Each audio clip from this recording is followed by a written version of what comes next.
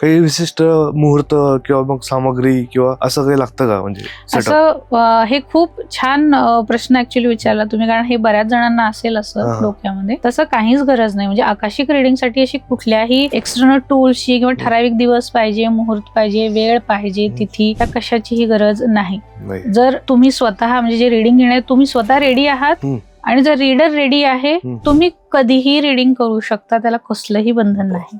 आपण आता करू शकतो. मी तर रेडी आहे. आता ते तुमच्यावर डिपेंड आहे. नक्कीच करू शकतो. बापरे. हे बघा, हे अजिबात प्लॅन नाहीये. आणि सगळ्यात महत्वाची गोष्ट म्हणजे मला आता माहिती पडलं की त्यासाठी बाकीचा मुहूर्त किंवा बाकीची सामग्रीची गरज नाहीये. एक तर जे रिडिंग घेणार ते आणि ज्यांचं करून घ्यायचं त्याची परमिशन लागते. तर मी तर एक्सायटेड आहे. तर आपण आता ऑन दी स्पॉट या पॉडकास्टवर करू शकतो आपण. तुम्ही प्रश्न ऑन एअर जो विचारायला रेडी आहात, मी रेडी. तर नक्कीच करू शकतो. एवढे अनुभव ऐकल्यानंतर तुम्ही तर 100% रेडी आहे. सांगा काय करायचंय. तुम्हाला प्रार्थना दिली जाते, त्यामध्ये परमिशन आहे, ती तुम्ही करून घ्या. ती झाल्यानंतर मला तुम्हाला सांगायचं की माझी प्रेयर झालेली आहे.